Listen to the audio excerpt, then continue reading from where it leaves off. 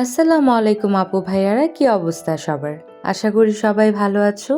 আল্লাহর রহমতে আমি অনেক বেশি ভালো আছি।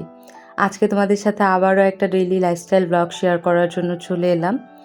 শরীর কিছুটা খারাপ থাকায় মোটামুটি 7 দিন বা 1 সপ্তাহের মতো আমি কোনো রকম ব্লগ ছাড়তে পারিনি। কিন্তু আজকে চিন্তা করলাম যতই কষ্ট হোক একটা ব্লগ তোমাদের সাথে শেয়ার করি।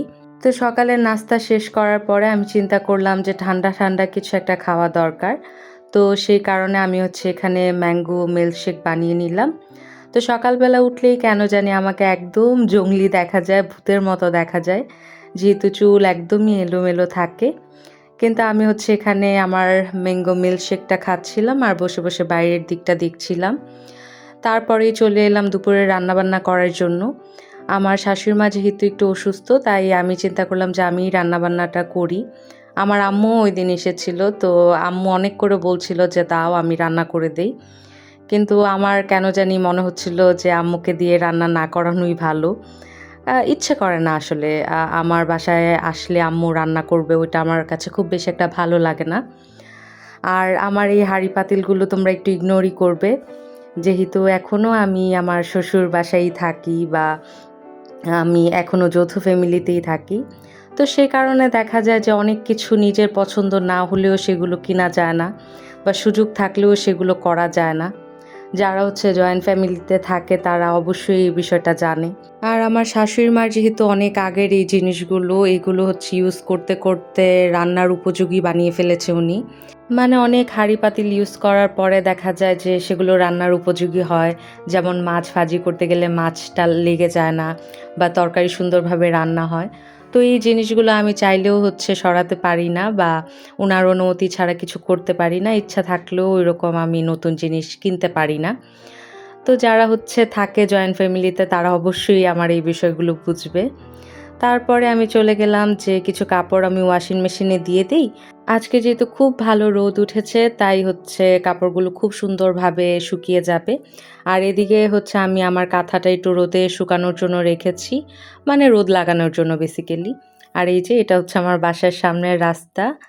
তো আমার বাসা মোটামুটি একটু গ্রামের সাইডেই, কিন্তু সামনে আবার রাস্তা রয়েছে। তারপর আবার চলে এলাম রান্না করার জন্য। তো এখানে আমি চিংড়ি মাছ দিয়ে কচু দিয়ে রান্না করছিলাম। আসলে বিয়ের পর বা বড় হলে যে মানুষের রুচি পরিবর্তন হয়ে যায়, সেটার প্রমাণ হয়তোবা আমি। আমি আগে এই কচুগুলো চিনতামও না, সত্যি কথা বলতে। কিন্তু এখন এই কচুগুলো খেতে আমার ভালো লাগে। আমি নাম এখনও বলতে পারি না যে এই কচুগুলোর নাম কি। তোমরা কেউ জানলে কিন্তু অবশ্যই আমাকে কমেন্ট বক্সে জানাবে। কিন্তু আমার এই কচুগুলো এখন খেতে ভালো লাগে। আমি খাইও দেখা যায়। তো আজকে এগুলো আমিই রান্না করে নিচ্ছিলাম। আর আরেক পাশে আমি ভাত বসিয়ে দিয়েছিলাম। এখানে আমার আম্মু, আমার দাদি শাশুড়ি আমার সাথে হেল্প করছিল। যেহেতু আমি অসুস্থ, আমার এখন এত কাজ করা উচিত না। তাই তারা সাথে ছিল আর আমি রান্নাবান্না করছিলাম। করে তারপরে একদম ফ্রি হয়ে বসবো, ওইরকম চিন্তাই আমার ছিল।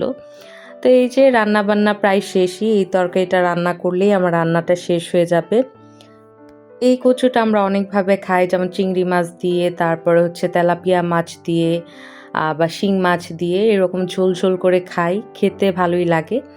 বিকালের দিকে আবার আমি একটু বের হয়েছিলাম, যেহেতু আমাদের বাসাটা গ্রামের মধ্যেই। তো আমি এখন টুকটাক বের হওয়ার চেষ্টা করি, আগে এত একটা বের হতাম না।